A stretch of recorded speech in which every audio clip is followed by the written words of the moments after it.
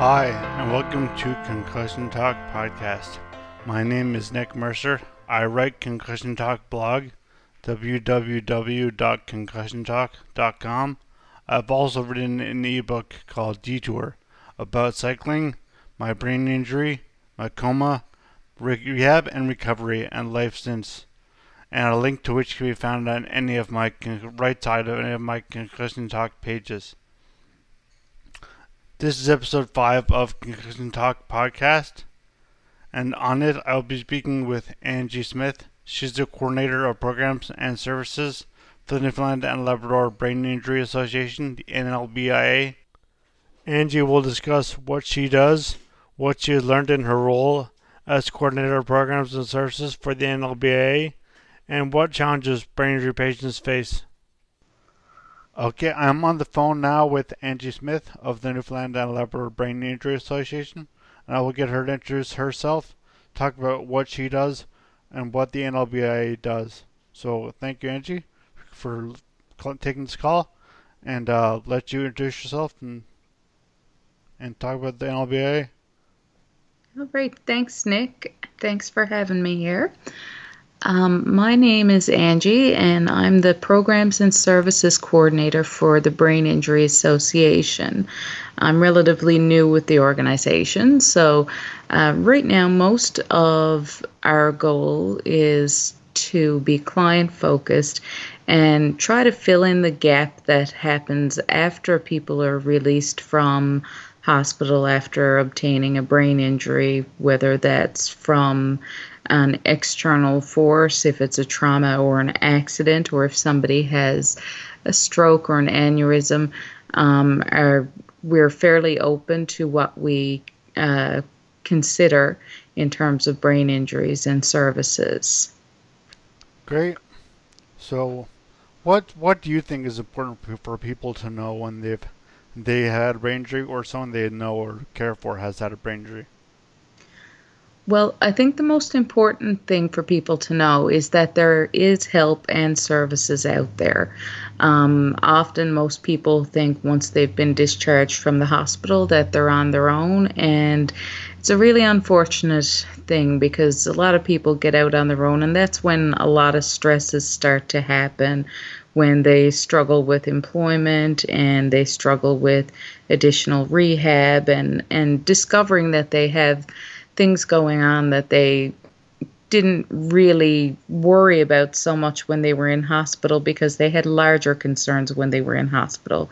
It's now time to start addressing smaller concerns, like increasing their ability to remember things, increase their attention spans. They need to figure out long-term plans for employment now that they're seeking employment with disabilities, or maybe they may need to seek alternative sources of income outside of having employment income. All of these things are big concerns after the fact, and they're a big concern for the families as well, because the families will often feel responsible for the individual, and it's never anything that anyone is planning for. No one plans for their grown-up children to have to come home, or is having to now plan retirement for 3 people instead of 2. There's so many different things that we could talk about, but the most important thing for people to know is that there are services available and that they can call the Newfoundland Brain Injury Association at any time to discuss what some options might be. We like to act as a referral agency. Okay. Well, so what services are there any places that people should look for in general, not just Newfoundland, because I'm sure you know the Newfoundland, what's available in Newfoundland or in St. John's at least. But where do you think people should look immediately, or should they contact their state, provincial, or organization, or should they look online? Is there a good space online to look? One of the best websites that I've come across, of course, is the Brain Injury Association of Canada. They often keep up to date a list of all their provincial members. So there's websites pretty well from every province, and each province is probably more familiar with each of the services available in their own province. However, the Canadian Brain Injury Association is probably a great source for everything from individual information to academic information and information for professionals as well. And I guess we can assume this similar thing is available for the American Brain Injury Association, or I'm not sure what the American Brain Injury Association title is.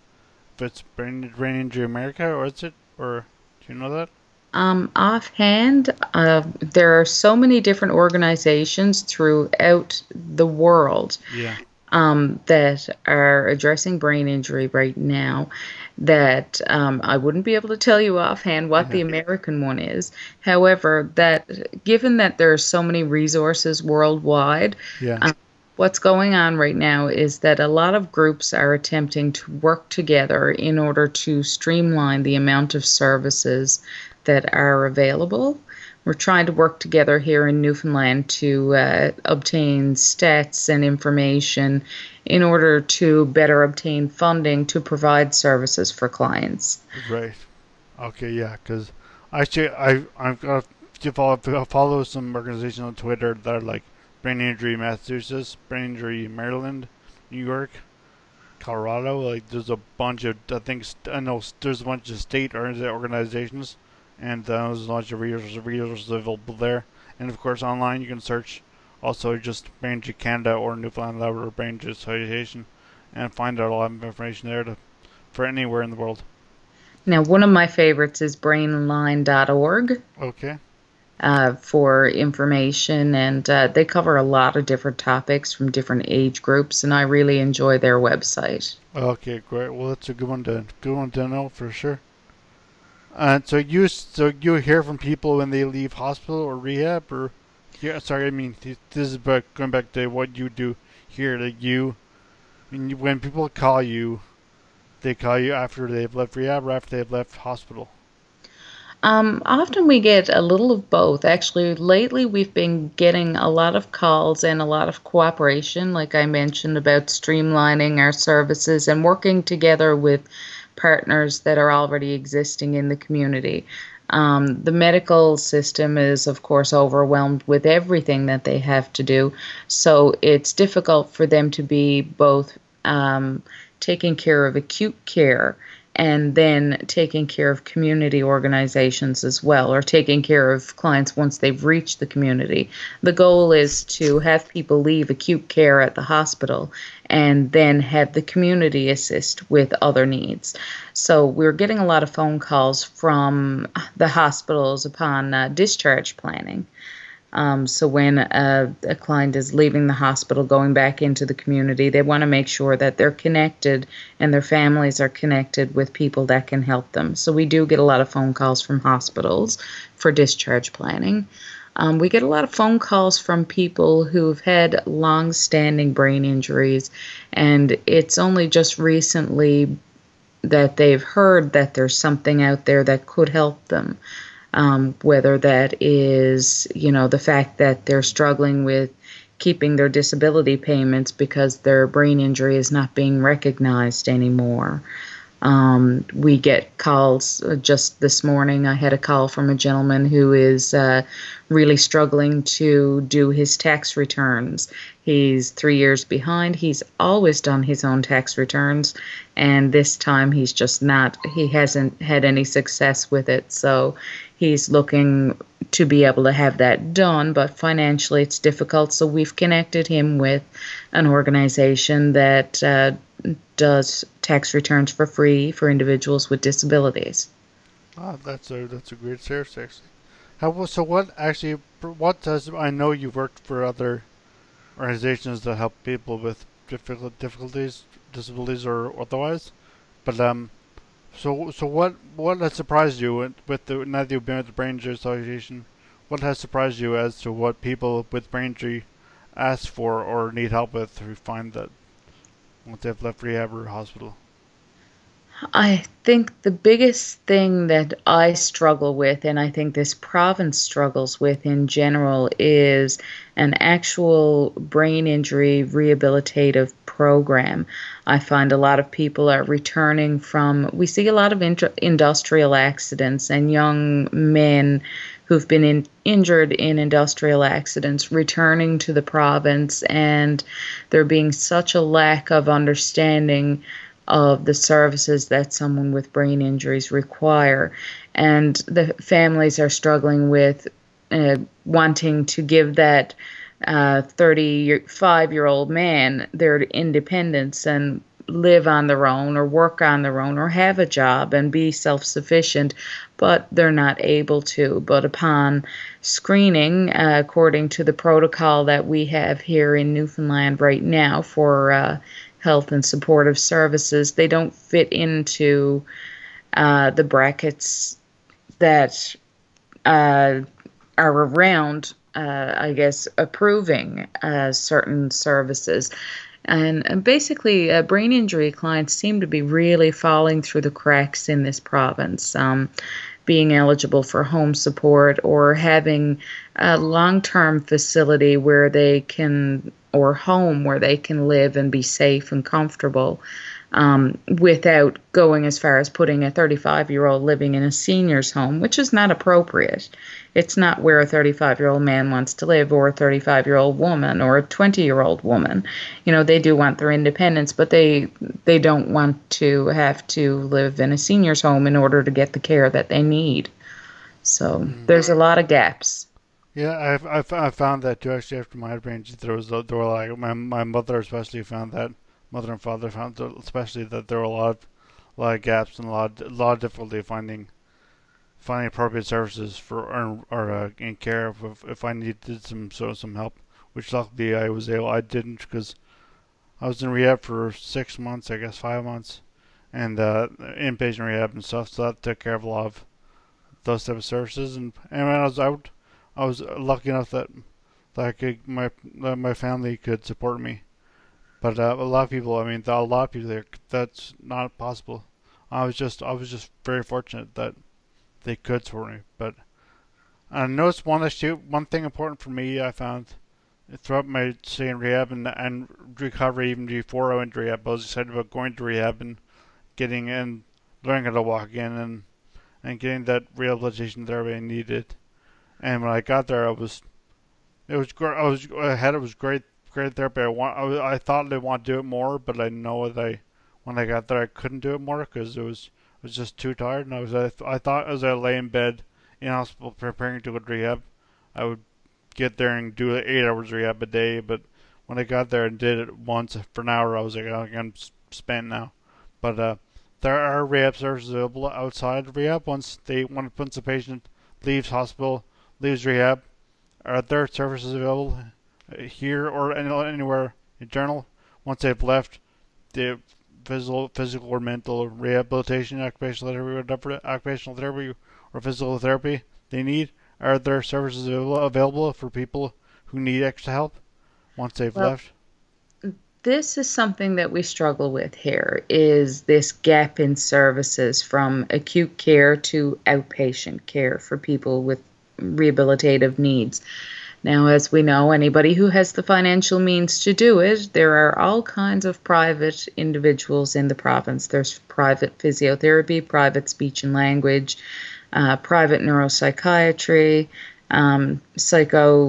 neuropsych assessments available to see what areas you need to work on from a cognitive perspective. Again, just a neuropsych assessment in itself is about $3,000 out of pocket for an individual. These services are horrendously priced for people who need them. So realistically, if they're not being offered by the province, it's a very big struggle for people to afford additional services. Now, this is, again, being new to the organization and sort of a direction I'd like to see it taking right now, is partnering with other groups and partnering with the hospitals to be able to complement each other's services. If they're able to put off or offer evening groups for speech and language, we can make referrals. There's also other groups that would like to make referrals to them. The Heart and Stroke Foundation, I know, offers support groups for individuals who've suffered from stroke. There's a lot of programs. I know BrainWorks in Toronto has a team, an interdisciplinary team that assesses and works with individuals on an outpatient basis. So it would be interesting to see the province examine a program like that and offer something like that here. But as of right now, how we're operating is we're asking people to call us. Let us know what your issue is, and we will find you what you need to help you. So thank you. So please do contact the Brain Injury Association, and Angie will mention what their contact information is at the end of the podcast. But please, if you have a brain injury, if you're in Newfoundland, contact the one here. But if you're anywhere else, please contact your local, state, regional, provincial, whatever. Contact them and find out what's available for you. But here, I know, like I mentioned before, my physical rehabilitation I thought was great. And you asked me before the interview if I take part in NeuroFit, and my answer was that it wasn't available. And you can sorry, but NeuroFit is after I speak here. But this program for people with neurological issues, but extra outside of physiotherapy. This program is available in St. John's, and if you could talk about that, because I know our Brain Injury Association supports that as well. So, yes, well, thanks for the plug for NeuroFit there.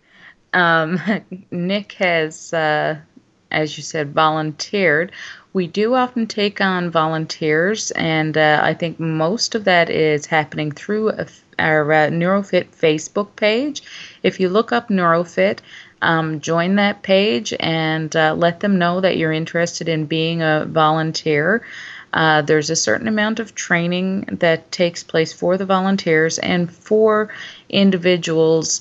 The program itself is a physical exercise program for individuals with moderate to severe neurological issues. So if someone would like to partake in that, we have a new fall session starting up soon, and it's been met with a lot of success. We've heard a lot of positive things coming out of NeuroFit, and we'd like to see that that program continue, not only for the benefits, the rehabilitative benefits that it has for the clients that participate, but also for the experience that it's providing for various disciplines of students. We have neurology students, kinesiology students, social work students. We have anyone with an interest in rehabilitation volunteering to help out with this program, and so there's a major social aspect to it as well. Yeah, it's a great program. Thanks. It's great. I mean, I personally know many of the physios and some of the volunteers and people organizing it, and it's a great program. So if you're in New St. John's or in Newfoundland, you can get to St. John's, which may not be easy for everybody. But please contact Angie or the Brain Injury Association, and obviously I'll give this opportunity to you now to talk about how people can get in touch with you and NeuroFit or any program, that if anybody's brain injured, how they can get in touch with you to find out what's available here.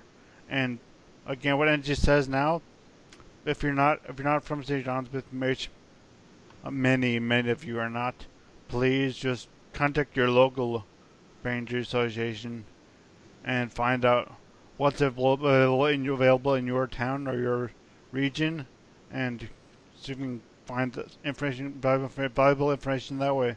So Angie, if you'd like to talk about how people can keep people who have been brain injured can get in touch with you, be great. Thanks.